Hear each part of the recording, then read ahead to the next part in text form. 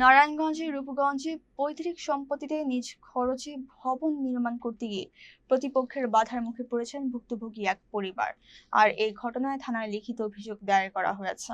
উপজেলার বাড়িয়াছড়ি এলাকায় জমি সংক্রান্ত বিরোধের জেরেই এই ঘটনাটি ঘটে। জানা যায়, পৈতৃক সূত্রে পাওয়া SA 206 ও RS 234 নম্বর দাগের জমিতে মঞ্জুর ও রেহানা নামের দুই ভাই বোন ভবন নির্মাণ করছিলেন। অভিযোগ উঠেছে বৃহস্পতিবার সকালে একই এলাকার হাসান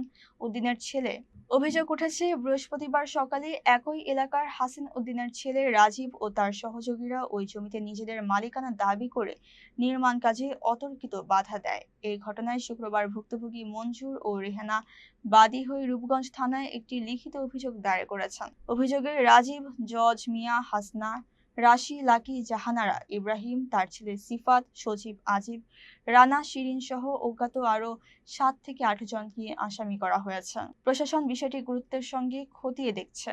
অভিযোগ করছে, মনে করেন আমরা যে বাউন্ডারিটা করছি, বাউন্ডারির ভিতরে তো জায়গা নাই, সাইরা সুইরা দেওয়া বাউন্ডারি চড়ই কইরা দিছে, আবার এটা মানে নিষেধ বাড়ানো, এটা অভিযোগ করছে রাজীব পুরা ফ্যামিলি।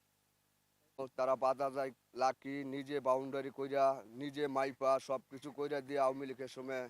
এখন সে আমি বাড়ির কাজ ধরাতে লাকি আসে, লাকির পুরো ফ্যামিলি আইসা আমার কাছে চান্দা আদায় করার লিগা আমার হুমকি দেয়, এমনকি মারার হুমকিও দেয়, লাঠিও দেয়, লাঠি থুইয়াও দিছে তারা। তারপর আমি আইনের আশ্রয়ে যাওয়াতে আবার আওয়াতেও আমার কইছে যে আমার পানে মাইরা লাইব একবার। আমরা তো রাজুকের প্ল্যান অনুসারে বাড়ি করতেছি, রাজুকে তো জায়গা অবশ্যই রাখার কথা বলছে, আমরা তো রাইখে করতেছি। কারণ বাউন্ডারি পরে গেলাম, আমরা বাউন্ডারি দিলাম, আচ্ছা ঠিক আছে, একটা ভালো কথা। পরে আবার 2 দিন পরে কয় না বাড়ি উঠতারতো না। কেন উঠতারতো না? আমরা এই পাশে জমি পাই।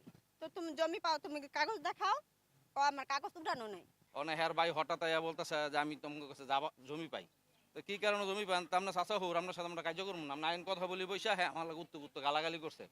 হ্যাঁ, খারাপ লোক কিছি আমরা জামাই আইয়া হুমকি টুমকি রাস্তাঘাট হুমানা দিতেছে। যা আইলে আমার যে বাইরে হ্যাঁ একলা না আইলে হুমকি টুমকি দেয়, হারা বুইনারে হারা মাইরে আত্মা ভাঙ্গালে করবো, এসব বলতেছে একবারে। আওয়ামী লীগ যে নাই, তারপরও ওরা আমগো এই আওয়ামী লীগের মতো এখন আমগো অত্যাচার করতেছে। আমরা ওখানে দেশবাসীর কাছে আমরা এটার বিচার চাই, যে আগে তো আমরা বিচার পাই নাই, তাই এখনো কি আমরা কি বিচার পাইতাম না? এই দেশের মধ্যে কি এমন কোনো লোক নাই যে অগ বিরুদ্ধে কোনো অ্যাকশন নেওয়ার?